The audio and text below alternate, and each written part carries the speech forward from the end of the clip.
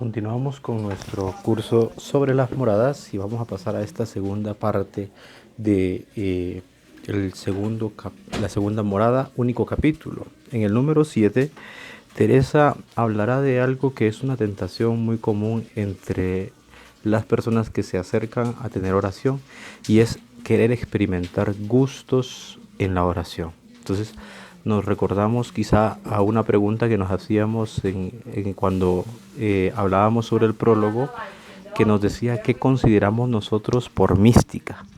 Y según lo que consideremos por mística, puede ser que nosotros pensemos que la mística son vuelos en el espíritu, éxtasis, arrobamientos, y que eso es lo que querramos experimentar en la medida en que nos acercamos a la oración. Teresa nos dirá que eso no es correcto, dice ella. Y no habemos vergüenza de querer gustos en la oración y quejarnos de sequedades. Incluso entonces Teresa aporta una cosa: primero, no quieras gusto, y segundo, el camino de la oración empieza por sequedad. Es decir, primero tienes que estar dispuesto a orar sin tener gustos en la oración. Nunca os acaezca, hermanas, abrazaos con la cruz que vuestro esposo llevó sobre sí, y entended que esta ha de ser vuestra empresa.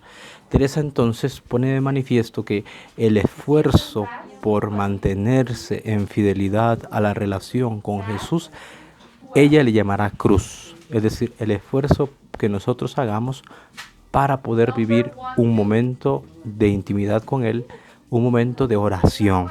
Eso se llamará la cruz, y nos invita a abrazarla.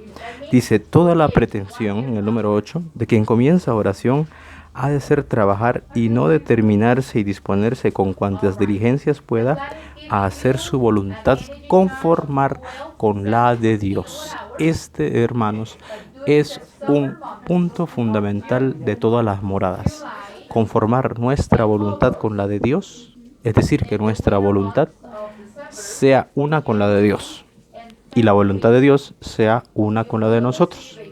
Pregunta para la reflexión en este tiempo que estamos interiorizando en las moradas: ¿cómo estoy yo en este momento de pandemia, en este momento de dificultad, en este momento de situación en mi familia? ¿Cómo yo estoy conformando mi voluntad con la de Dios? En esto consiste toda la mayor perfección. De manera que la mayor perfección para Teresa no es que tú tengas experiencias místicas extravagantes, sino que tú, sinceramente, puedas hacer esta conformación con la voluntad de Dios. No penséis, dice, que hay aquí más algarabías. ¿Qué firmeza puede llevar este edificio? Procuremos hacer lo que es en nosotros y guardarnos de estas sabandijas ponzoñosas. Es decir, que el camino de la oración es como un edificio que se levanta, que se construye, y que en el cual nosotros debemos poner nuestro empeño para que se dé y se lleve a cabo. ¿Qué vamos a encontrar? Las culebras ponzoñosas que ella dice, pues son los apegos y los gustos a este mundo. Por ejemplo, si tú te sientas un momento en silencio para generar oración de recogimiento, de repente te viene a la mente el poder pensar en que no dejaste el almuerzo hecho, o de que te faltan algunas cuentas por pagar, o pues que se te olvidó dejar la medicina en un potecito y lo pusiste en otro potecito.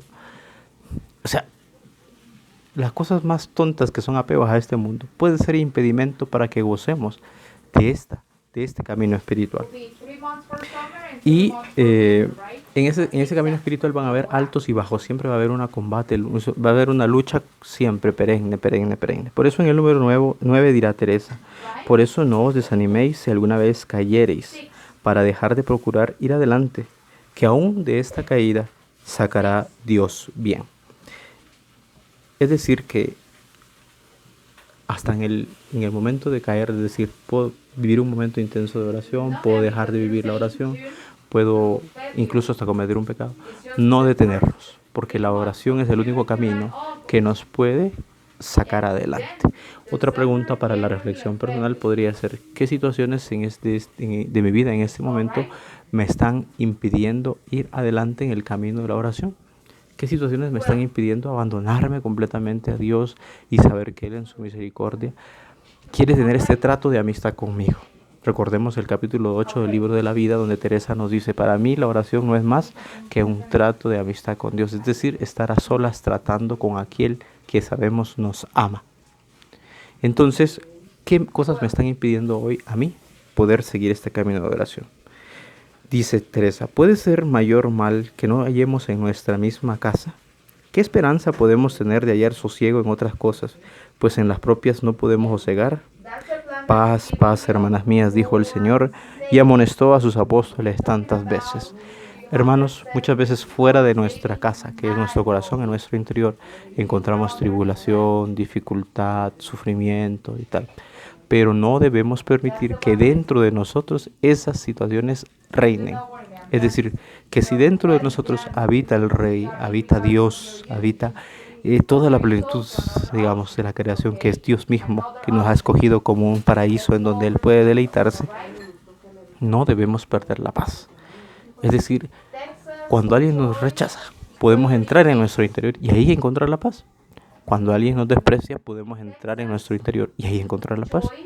Por eso Jesús nunca pierde la paz cuando está en el camino de la cruz, porque sabe que Él y su Padre están unidos íntimamente. La paz está dentro de Él. Y es lo que dice Teresa: tanto insistió el Señor que yo se los insisto. Miren que es peor la recaída que la caída. Confíen en la misericordia de Dios y no nada en sí. Y verán cómo su majestad le lleva de unas moradas a otras y le mete en la tierra prometida. O sea, le va a meter en el interior a disfrutar del gozo que es vivir con el Señor. Todo lo guiará el Señor a nuestro provecho, dice en el número 10, aunque no hallemos quien nos enseñe. O sea que en este camino de la interiorización, lo importante es poner los ojos en Jesucristo. Jesucristo será el centro y la guía en estas segundas moradas. Jesucristo será el esfuerzo en estas segundas moradas. Pero ¿cómo debemos concebir a Jesucristo en estas segundas moradas? Pues Teresa nos lo dirá en el número 11.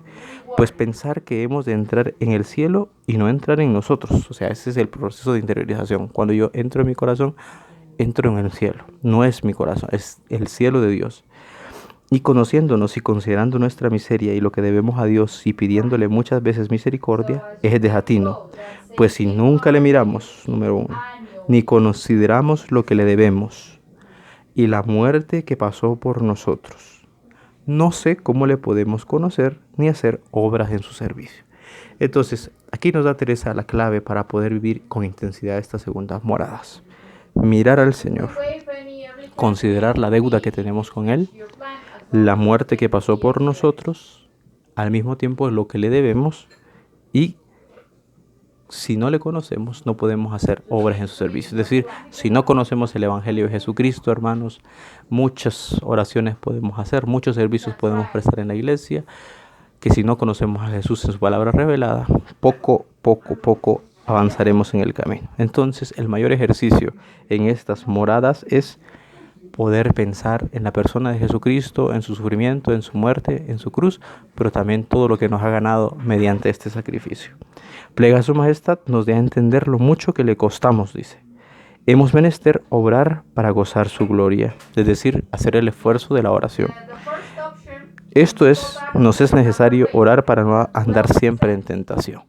Y con eso terminará Teresa este capítulo número 2, capítulo número 1 de las segundas moradas, único capítulo, en donde ella quiere que reflexionemos en la persona de Jesucristo. Entonces, una pregunta para nuestra reflexión, y con esto terminaríamos este video, es: hasta el momento, ¿cómo ha sido mi oración? ¿Ha sido Jesucristo en su persona? No Jesucristo el Dios, ¿verdad? O sea, el Jesucristo espiritual, que sí existe, ¿verdad? Sino el Jesucristo humano, el Jesucristo sufriente, el Jesucristo doliente, el Jesucristo que le pegaron, el Jesucristo que murió en una cruz. Ha sido este Cristo el que ha orientado mi oración. En Él he pensado, en Él he puesto mi experiencia espiritual. Y si no es así, entonces pues la invitación es a que yo pueda, mediante este consejo que Teresa nos da, a poder hacer un ejercicio, digamos, de poder hacer silencio en nuestra casa, en nuestro interior, y poder pensar en Jesucristo, en su pasión, en su muerte y en su resurrección, y todos los gozos y los bienes que Jesús nos trajo al resucitar, dándonos la libertad, la redención y la posibilidad de poder vivir habitados por Él.